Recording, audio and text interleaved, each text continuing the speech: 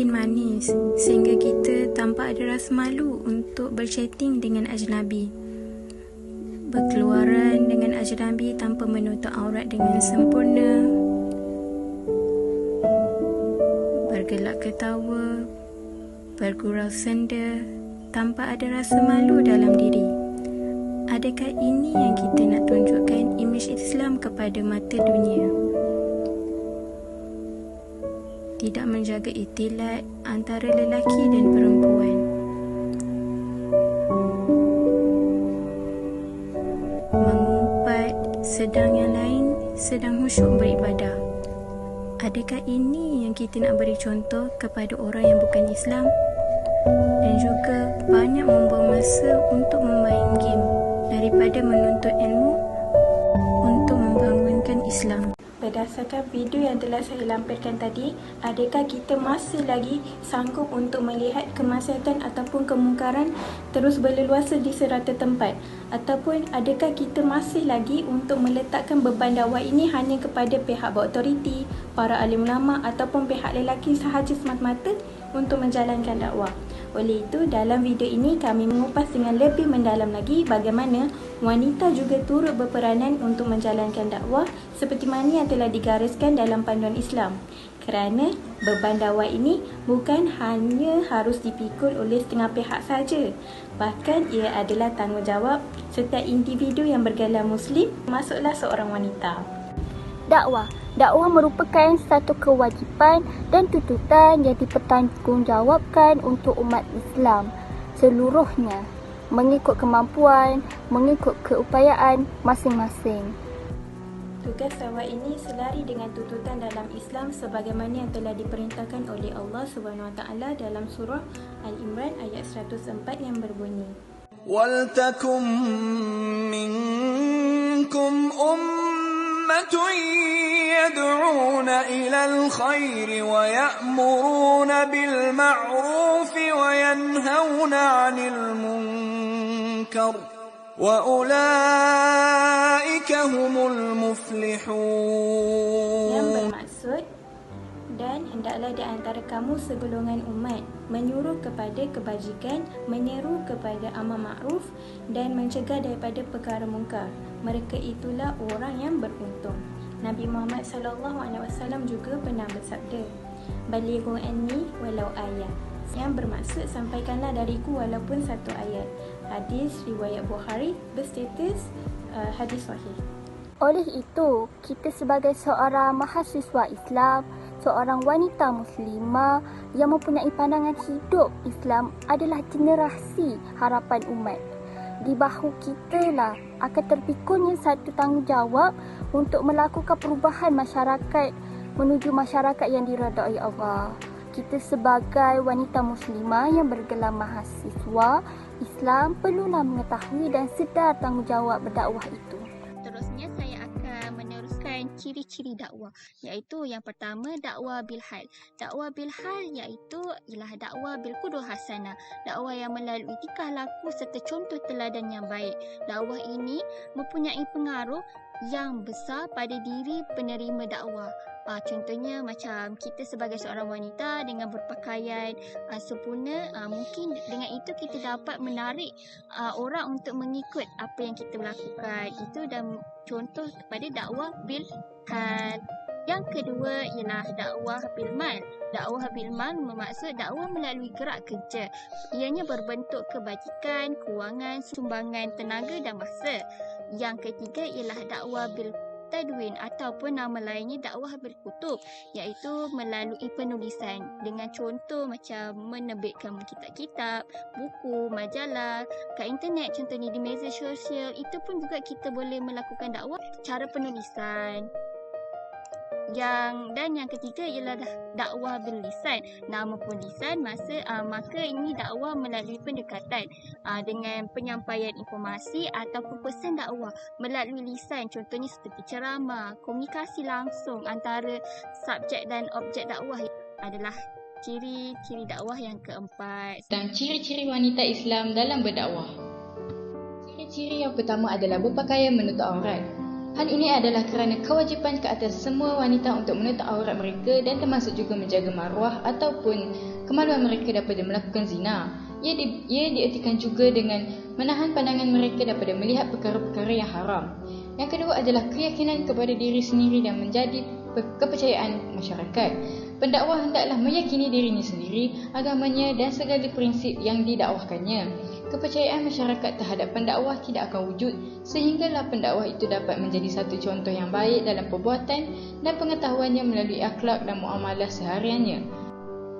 Seterusnya, sabar dan tabah menghadapi kesusahan. Wanita sering terkenal dengan sifat yang lemah berbanding lelaki. Namun dalam melaksanakan tugas dakwah ke jalan Allah Subhanahu Wa Taala, sebagai seorang pendakwah, ianya amat perlu untuk sabar dan tabah dalam menghadapi musuh-musuh Allah yang menjauhkan mereka daripada manhaj Allah Subhanahu Wa Taala. Dan yang terakhir sekali adalah tawaduk. Tawaduk merupakan salah satu akhlak mulia yang perlu dimiliki oleh seorang pendakwah. Sifat ini adalah lawan bagi sifat takbur. Sifat tawaduk adalah sifat rendah diri dan berkasih sayang terhadap sesama Muslim. Dengan ini, dakwah seorang pendakwah akan mudah diterima oleh orang lain dan akan berkesan. Seterusnya, cabaran yang dihadapi oleh wanita muslimah dalam melaksanakan dakwah. Cabaran yang pertama adalah kurang mendapat kepercayaan masyarakat. Hal ini kerana wanita disifatkan sebagai seorang yang lemah untuk melaksanakan dakwah. Sesetengah masyarakat menganggap lelaki lebih mudah untuk dipercayai kerana sifatnya yang lebih tegas berbanding wanita yang lemah lembut. Seterusnya, kekangan masa dalam melaksanakan dakwah. Wanita mempunyai pelbagai tanggungjawab seperti tanggungjawab seorang ibu, isteri dan anak. Jadi mereka amat memerlukan sokongan mental dan fizikal yang kuat untuk menjalankan tanggungjawab tersebut dan tanggungjawab seorang pendakwah untuk membimbing masyarakat ke jalan yang benar. Dan akhir sekali adalah gaya hidup. Pendedahan kemajuan teknologi banyak menyumbang ke arah modernisasi yang menekankan manusia kepada kebudayaan dan kemodenan, dan wanita kebanyakannya akan mudah terpengaruh dengan perkara ini. Cara mengatasi cabaran dalam berdakwah. Okey, untuk cabaran yang pertama iaitu kurang mendapat kepercayaan. Okey, hal ini sedia maklum. Kita sebagai seorang wanita, sememangnya kita sentiasa dipandang rendah dengan sekeliling kita. Untuk mengelakkan daripada orang pandang rendah dengan diri kita, kita perlulah mempunyai ilmu pengetahuan yang cukup. Okey, seterusnya penampilan dan percakapan. Okey, penampilan kita sebagai seorang wanita muslimah dalam menyampaikan dakwah ni, kita perlulah jaga penampilan kita, jaga aurat kita, dan kita hendaklah sentiasa menunjukkan tahap keyakinan yang sangat tinggi, dan cakapan kita juga perlulah sentiasa matang dan sentiasa tegas dalam menyampaikan dakwah tersebut. Okey, tingkah laku wanita yang menyampaikan dakwah ini perlu menggambarkan kekuatannya yang tersendiri untuk dijadikan contoh kepada individu-individu yang lain. Cabaran yang seterusnya ialah kekangan masa berdakwah. Okey, seperti sedia maklum, kita sebagai seorang wanita ni, kita mempunyai pelbagai tanggungjawab. Tanggungjawab sebagai seorang ibu, tanggungjawab sebagai seorang isteri dan juga seorang anak. Okey, oleh itu, kita perlulah sentiasa bijak dalam mengurus masa. Bijak ini bermakna kita hendaklah membahagikan masa kita dengan sebaiknya untuk berdakwah dan juga untuk menjalankan tanggungjawab kita yang lain. Okey, cara untuk mengatasi gaya hidup ni, contohnya pada zaman sekarang, zaman berlakunya perkembangan teknologi yang serba canggih.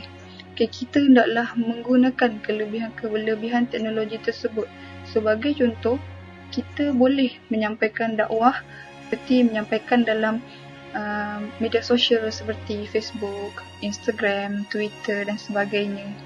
Okey, seterusnya sebagai seorang wanita, dalam menyampaikan dakwah, kita hendaklah tidak terlalu keterlaluan.